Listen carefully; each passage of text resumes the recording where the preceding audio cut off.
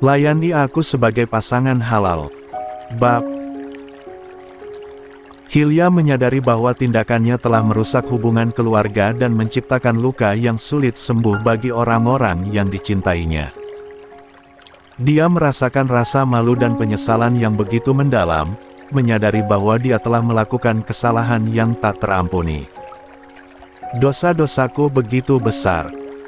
Dan sekarang, aku harus menerima akibat dari segala perbuatan burukku, ucap Hilya dengan suara penuh penyesalan dan penyesalan yang mendalam.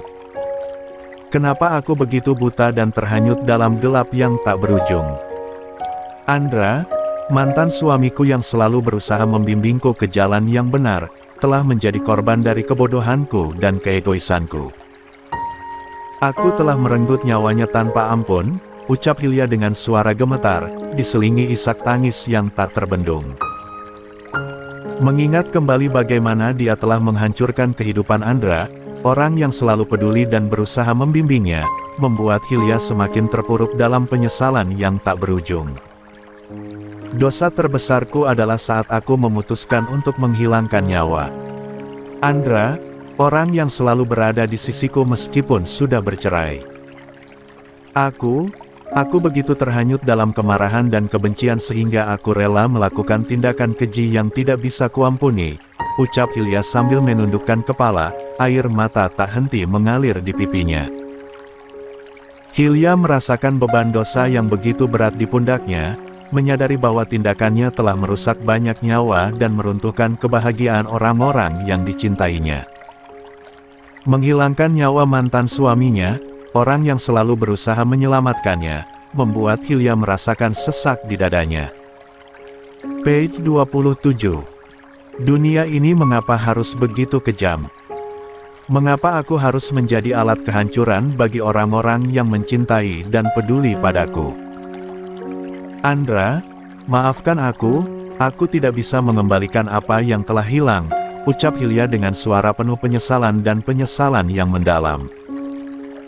Saat mobil polisi akhirnya tiba di kantor polisi, Hilya diantar keluar oleh petugas polisi dengan wajah penuh penyesalan dan kehancuran. Langkahnya terasa berat, seolah membawa beban yang tak terlupakan dari segala perbuatan buruk yang telah dilakukannya. Ini akan menjadi tempat terakhirku di dunia ini, aku ikhlas demi menebus dosamu, ucap Hilya, bersandar di dinding yang dingin. Di dalam sel tahanan, Hilya duduk termenung di sudut ruangan yang gelap. Tatapan matanya kosong, merenungkan segala perbuatan buruk yang telah dilakukannya dan dampak yang telah ia timbulkan. Dia merasa seperti terperangkap dalam penyesalan yang tak berujung, tanpa harapan untuk mendapatkan kembali apa yang hilang saat hancur. Page 28. Di sisi lain, keluarga Kiai Malik mendapatkan kabar akan kematian Andra. Tentu saja, berita duka itu sangat mengejutkan seluruh anggota keluarga karena Andra semula baik-baik saja. Bahkan, dia tidak sakit sama sekali. Tapi, tiba-tiba saja berita kematian Andra sampai ke keluarga Kiai Malik. Innalillahi wa inna ilaihi rajiun. Andra meninggal dunia, Abah. Apa yang terjadi? Sebelumnya, dia sehat-sehat saja, lirih Umi Khafifah, benar-benar tidak menyangka. Kematian tidak memilih orang sakit atau sehat, Umi. Sakit bukanlah syarat dari kematian dan dengan sehat bukan berarti kita sudah terhindar dari kematian. Kematian itu adalah takdir yang tidak bisa ditawar sedikitpun. Dia akan datang di waktu yang sudah Allah tetapkan, jawab Kiai Malik. Iya, Bah, tapi Umi masih belum percaya mendengar kabar duka ini. Rama pasti akan sangat hancur mendengarnya, jawab Umi Khafifah. Umi Khafifah merasa sedih mendengar ayah dari Rama meninggal dunia karena Umi Khafifah tahu sendiri bagaimana Andra sudah berusaha menyadarkan Hilya dari kejahatannya demi melindungi rumah tangga Rama dan Hanifah selama ini. Tapi, kini, Andra justru pergi untuk selamanya. Seorang anak pasti akan sedih kehilangan orang tuanya, Umi. Sekarang, Tugas kita untuk membantu Rama keluar dari kesedihannya. Walaupun Rama menantu kita, Abah sudah menganggap dia anak sendiri. Kiai Malik duduk dengan tenang di samping Umi Khafifah, lalu mulai memberikan nasihat bijak kepada istrinya yang sedang dalam duka mendalam. Namun, kematian adalah bagian dari kehidupan yang tidak bisa kita hindari, Umi. Setiap manusia pasti akan menghadapinya suatu saat. Yang terpenting adalah bagaimana kita menyikapinya dengan ikhlas dan sabar. Ingatlah bahwa Allah selalu memberikan ujian kepada hambanya sesuai dengan kekuatan yang dimilikinya. Kita harus percaya bahwa setiap cobaan yang diberikannya pasti memiliki hikmah di baliknya, ucap Kiai Malik dengan penuh kebijaksanaan. Umi Khafifah menatap Kiai Malik dengan penuh perhatian, meresapi setiap kata yang diucapkannya. Dia merasa sedikit lega mendengar nasihat dari suaminya yang selalu menjadi tiang kokoh bagi keluarga mereka. Selain itu, kita juga harus mengingat bahwa kehidupan di dunia hanyalah sementara. Kita semua adalah tamu di dunia ini, Umi. Yang sejati dan kekal hanyalah kehidupan di akhirat. Oleh karena itu, mari kita gunakan waktu yang kita miliki dengan sebaik mungkin, berbuat kebaikan, dan selalu bersyukur atas segala nikmat yang telah diberikan Allah kepada kita, lanjut Kiai Malik, dengan penuh kearifan. Umi Khafifah mengangguk mengerti, merasa terhibur dengan kata-kata bijak suaminya. Dia merasa tegar dan siap menghadapi cobaan ini dengan hati yang lapang. Sekarang, mari kita bersatu sebagai keluarga, mendukung satu sama lain, dan mendoakan yang terbaik untuk arwah almarhum Andra. Semoga Allah mengampuni segala dosa-dosanya dan menempatkannya di surganya yang mulia, tutup Kiai Malik sambil menatap tulus Umi Khafifah dan menguatkan hati mereka dalam menghadapi ujian yang datang. Umi Khafifah menangis terseduh-seduh saat memikirkan betapa terlukanya Rama, menantunya, yang akan sangat terpukul oleh kematian ayahnya. Air matanya mengalir deras, mencerminkan kepedihan yang mendalam yang dirasakannya. Kiai Malik mengusap lembut punggung Umi Khafifah, mencoba memberikan dukungan dan kenyamanan dalam momen yang sulit ini. Dia memahami betapa besar rasa sedih dan kehilangan yang dirasakan oleh Umi Khafifah. Page 29. Biarkan air matamu mengalir, Umi. Itu adalah wujud dari kepedulian dan cinta yang tulus terhadap keluarga kita. Rama pasti akan membutuhkan kekuatan dan dukungan kita dalam menghadapi duka yang sedang dialaminya. Bersama-sama, kita akan melalui masa-masa sulit ini dengan sabar dan keikhlasan, ucap Kiai Malik dengan suara lembut dan penuh pengertian. Umi Khafifah mengangguk pelan, mencoba menguatkan hatinya sendiri meskipun kesedihan masih meliputi hatinya. Saat ini, yang terpenting adalah kita saling menguatkan. Kita adalah satu keluarga yang harus bersatu dalam suka dan duka. Mari kita doakan yang terbaik untuk menantu kita Rama agar dia mendapatkan ketabahan dan kekuatan dalam menghadapi cobaan ini, tambah Kiai Malik dengan penuh kehangatan. Umi Khafifah menghapus air matanya, mencoba menguatkan hatinya untuk menjadi sandaran bagi Rama di saat-saat yang sulit.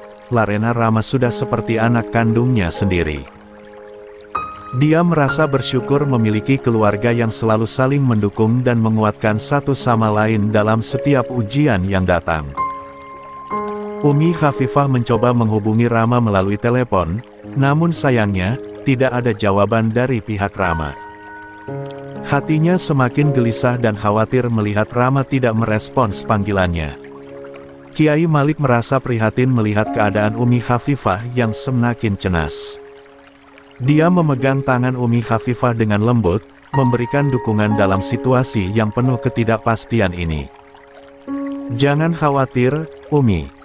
Mungkin Rama sedang dalam keadaan yang sulit dan butuh waktu untuk merespons. Kita harus mengerti dulu untuk saat ini. Semoga Allah melindungi dan memberikan ketabahan pada Rama di saat-saat seperti ini, ucap Kiai Malik dengan penuh harap.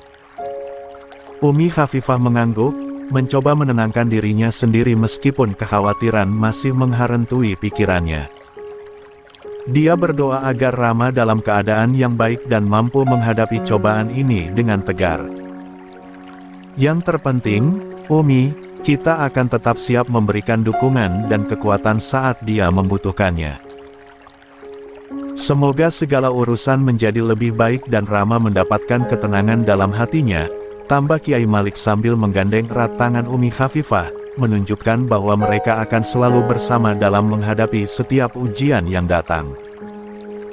Umi Khafifah merasakan kepedihan yang mendalam saat memikirkan betapa beratnya ujian yang harus dihadapi oleh Rama.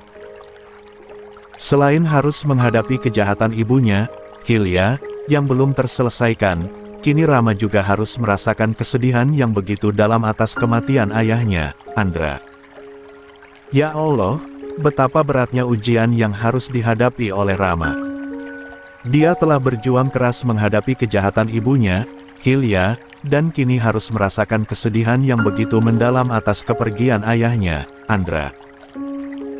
Semoga Rama diberikan kekuatan dan ketabahan dalam menghadapi semua cobaan ini, ucap Umi Khafifah dengan suara gemetar, mencerminkan kekhawatiran dan kesedihan yang meliputi hatinya.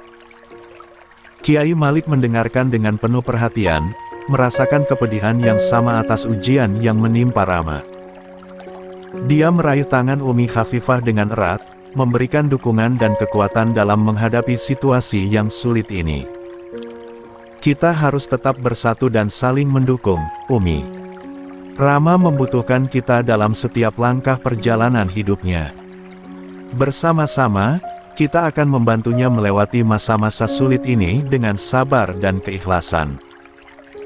Semoga Allah memberikan kekuatan pada Rama untuk menghadapi ujian yang begitu berat ini, ucap Kiai Malik dengan suara yang penuh harap. Umi Khafifah mengangguk, merasakan kehangatan dan dukungan dari suaminya.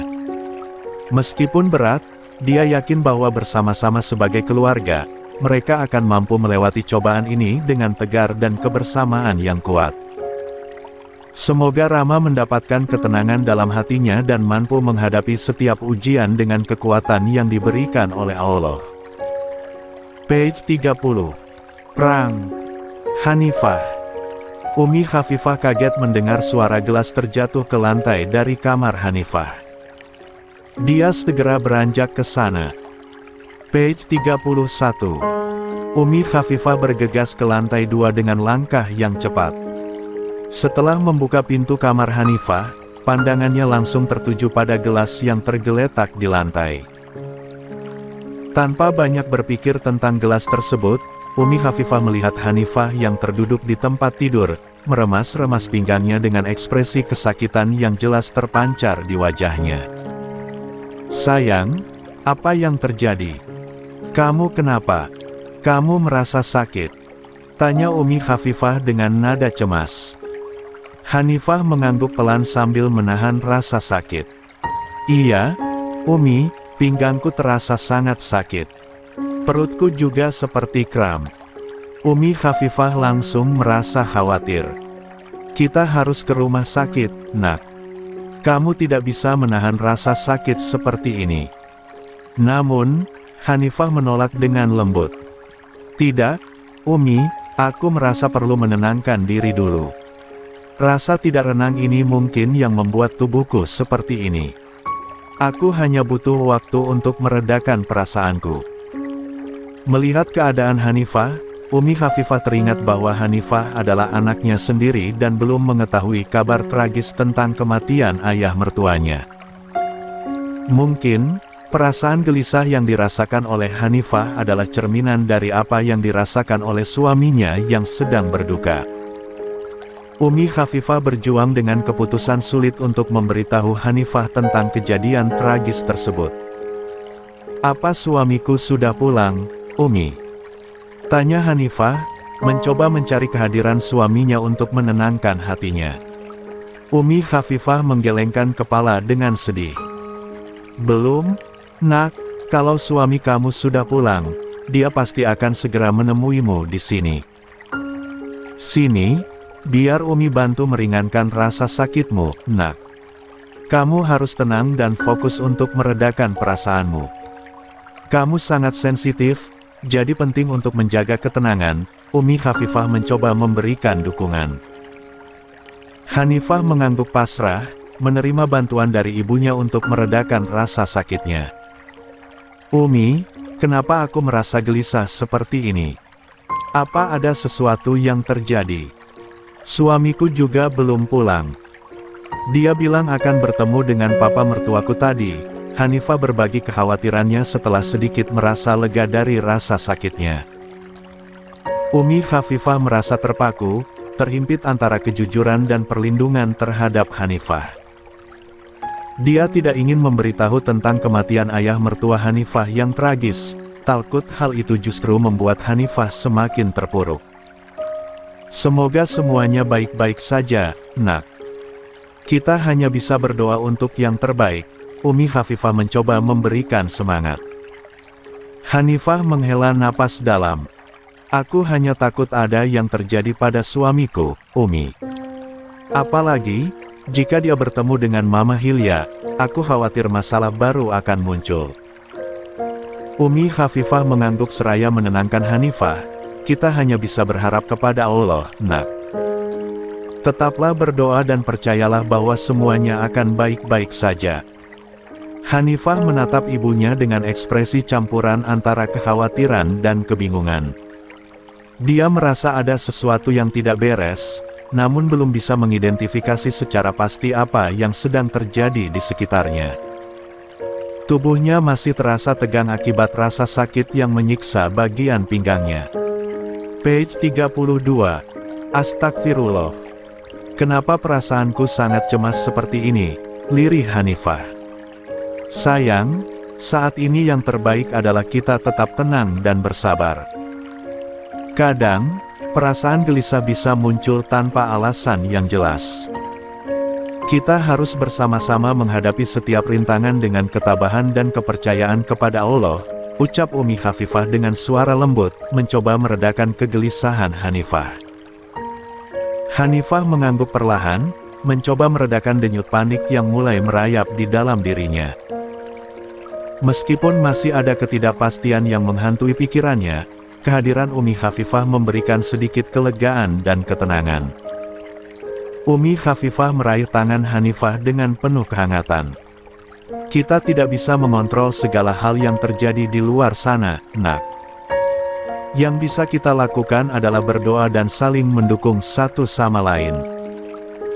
Percayalah, segala ujian pasti ada hikmah di baliknya. Umi Khafifah mencoba memberikan semangat kepada Hanifah. Hanifah merasa sedikit lega dengan kehadiran dan kata-kata ibunya. Mereka berdua duduk berdampingan, saling memberikan dukungan dan kehadiran dalam keheningan yang dipenuhi oleh doa dan harapan akan kebaikan yang akan datang. Saat itu, pintu kamar terbuka perlahan, dan Laila masuk dengan langkah hati-hati. Ekspresi heran terpancar jelas di wajahnya ketika melihat Hanifah yang terdiam dengan tatapan kosong. Tanpa menyadari situasi yang tegang, Laila dengan ramah bertanya, "Maaf, kapan kita akan pergi ke rumah duka? Apa Hanifah akan ikut menyaksikan jenazah Pak Andra?" Dek. Hanifah tersentak mendengar pertanyaan yang tiba-tiba tentang ayah mertuanya. Matanya membulat kaget, dan tubuhnya seketika membeku. Umi Khafifah merasakan kebingungan dan kepanikan yang melanda Hanifah. Dia berusaha menutupi kejutan yang tak terduga ini, namun kenyataan tidak bisa disembunyikan lagi. Hanifah, maafkan Umi Khafifah mencoba menjelaskan, tetapi kata-katanya terputus oleh tatapan syok yang terpampang jelas di wajah Hanifah. Hanifah merasa dunianya berputar cepat. Informasi tentang kematian ayah mertuanya yang begitu mendadak membuatnya terdiam, tak mampu berkata-kata. Rasa syok dan kehilangan begitu mendalam, membuatnya sulit untuk menerima kenyataan yang baru saja dihadapinya. Laila, yang mulai menyadari kebingungan dan keheningan yang terjadi, menyesali kata-katanya yang tanpa disadari telah membawa kabar duka tersebut. Dia berusaha menenangkan suasana dengan berkata, "Maaf, aku tidak tahu, aku tidak bermaksud." Umi Khafifah meraih tangan Hanifah dengan penuh kelembutan, mencoba memberikan dukungan dalam momen yang sulit ini. "Hanifah, kita akan hadapi ini bersama. Ayah mertuamu sekarang dalam keadaan baik di sisi Allah. Kita akan menguatkan satu sama lain."